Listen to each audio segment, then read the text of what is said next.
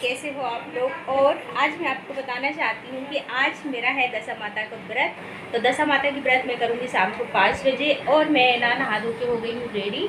और ये ना सोजना की फली हुई छिली हुई रखी हुई है। शाम को मैं आलू फली की सब्जी बनाऊँगी। तो इस तरीके से हो गई हूँ रेडी। अब मुझे करना है शाम को पूजा। और आज है मेरा व्रत दशा माता का। जैसे आपको पता है कि मैंने शीतला माता की पूजा की थी और मैंने आपको बताया था कि 10वें दिन मुझे दशा माता की पूजा करना है। तो बस मैंने नहा के ना घर की दिया बत्ती कर दी है। और अभी मैंने 1 कप चाय पी है। और आज मैं व्रत में फल लूँगी। घर में नमकीन वगैरह नहीं बनाऊँगी क्योंकि शाम को मुझे व्रत खोल ही लेना है।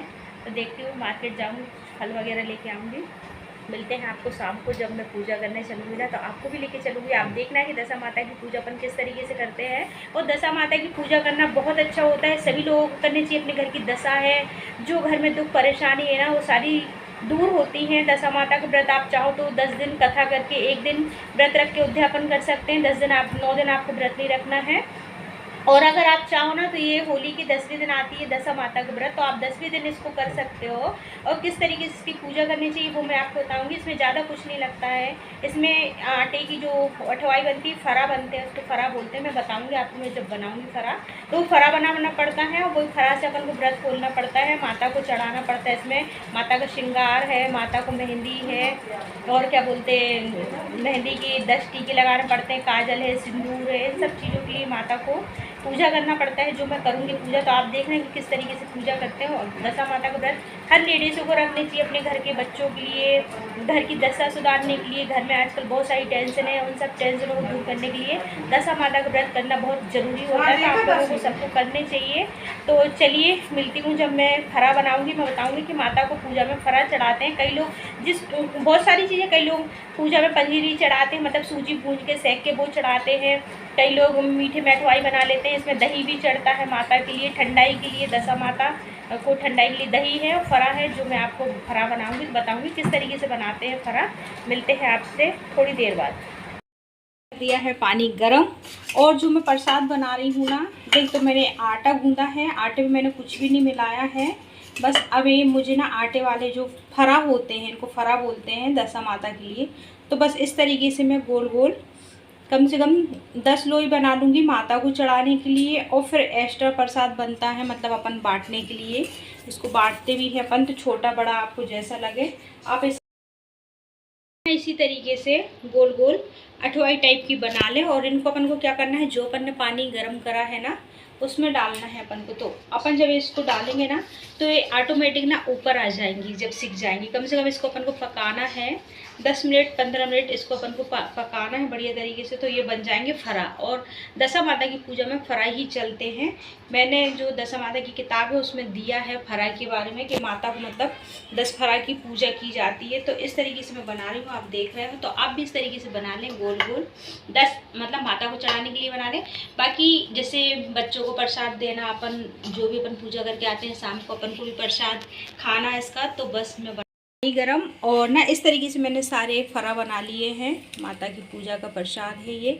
अब मैं एक एक करके इसको पानी में डाल दूंगी। और मालूम ये ना खुद ही ऊपर आ जाएंगे। अभी जैसे ये नीचे बैठ गए, इसमें कुछ भी नहीं डाला है मैंने, नमक भी नहीं डाला है, तेल भी नहीं, घी भी नहीं, क्योंकि माता को चढ़ना है। और इसी तरीके से बनते हैं, इसमें कुछ भी नहीं डालते हैं। ये खुद ही ना अपने आप ऊपर आ जाएंगे।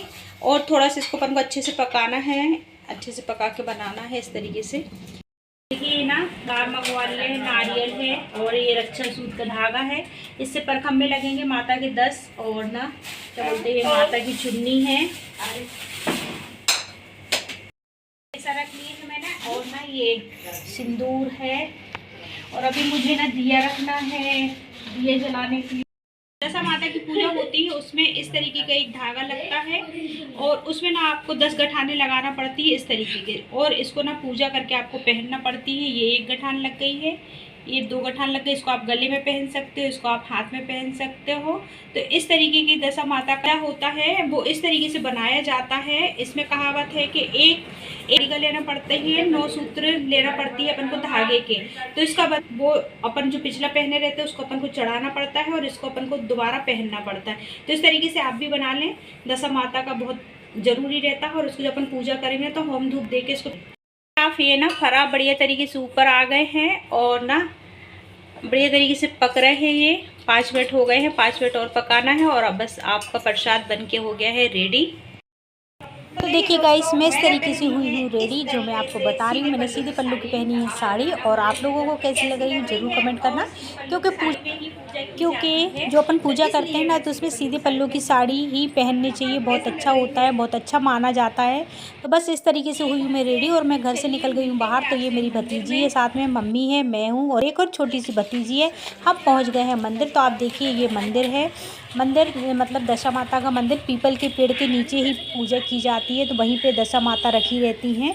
तो बस इसी तरीके से हम मंदिर पहुँच गए। और मंदिर जैसे ही हम पहुँच रहे हैं, तो मंदिर में क्या, पीपल की पत्तियाँ और बहुत सारा कचरा फैला हुआ पड़ा था। तो मैंने सोचा क्यों ना फटाफट से मैं झाड़ू फेर लूँ।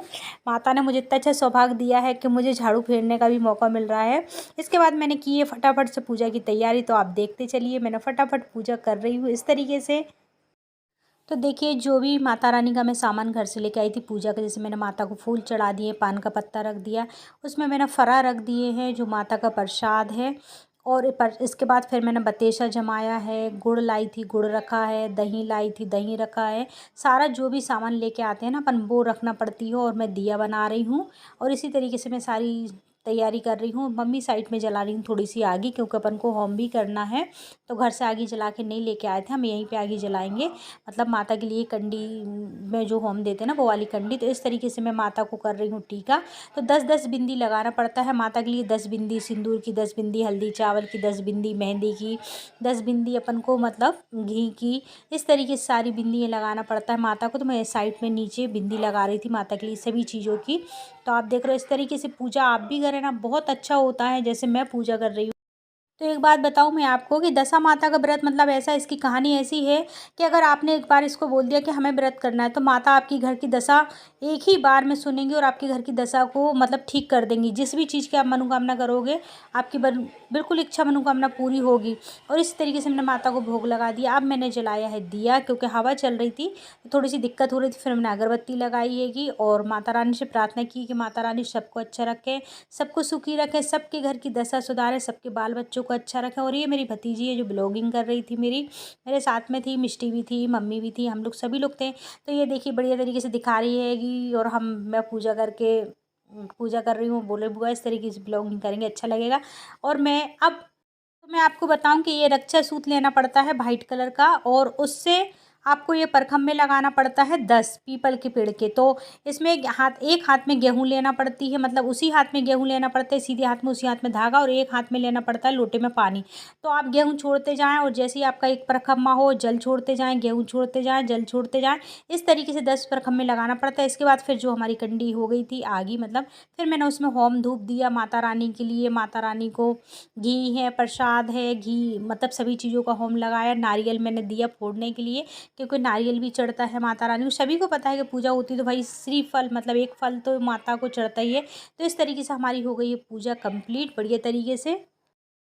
तो मैं एक बात आपको और बताना चाहती हूँ कि इसमें मतलब एक और पूजा है। जैसे कि अपन घर से गेहूँ लेके आते हैं, तो एक अपन को 4-5 पत्थर इकट्ठे करके, और उस गेहूँ माता को अन्य देवता की पूजा होती है जिससे अपने घर की दशा सुधरे। तो और उसमें अपन को पूरा सब कुछ करना पड़ता है। और ना एक छिंगली से, जिस छिंगली से अपन भगवान को टीका लगाते हैं ना, उस छिंगली से अपन को पीपल की एक जो खट होती है, जड़ होती है, वो गिराना पड़ता है। और वो अपन को साल भर अपने अनाज है ना, जो घर का गेहूँ है, जो घर की सामग्री रहती है, उसमें रखना पड़ता है। तो अपने घर में बरकत रहती है। और किसी भी